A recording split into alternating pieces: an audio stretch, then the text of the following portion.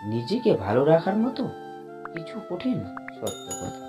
আগেকার দিনে মানুষ মিথ্যা বলতে ভয় পেত, পাপ হবে বলে।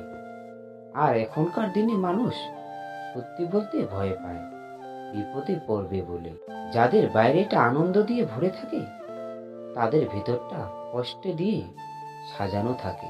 জোর করে আপন হওয়া যায় না, হয়তো আপন সেজে থাকা যায়। যারা আমাকে ঘৃণা করে, তাদেরকে ঘৃণা করা সময় আমার নেই।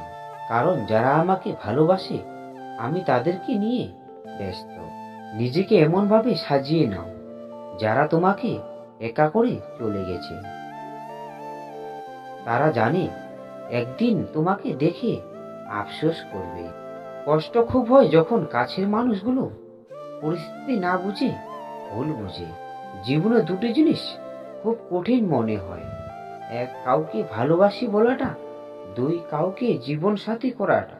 এই পৃথিবীতে কখনো খারাপ মানুষের দ্বারা, খারাপ কর্মের দ্বারা ধ্বংস হবে না, বরং যারা খারাপ মানুষের খারাপ কর্মে দেখে কিছু বলে না, তাদের দ্বারাই ধ্বংস হয়। একটা কথা কি জানেন তো, মন ছাড়া জিনিসগুলো একদিন মন খারাপের কারণ হয়ে দাঁড়ায়।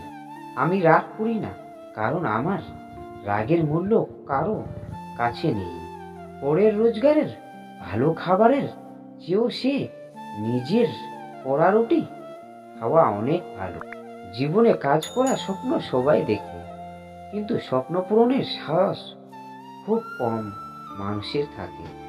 লোকেরা যদি সন্দেহ করে যে আপনি কতদূর যেতে পারবেন, তাহলে আপনি এতদূর যান যাতে করে আপনি তাদের কথা না শুনতে পান।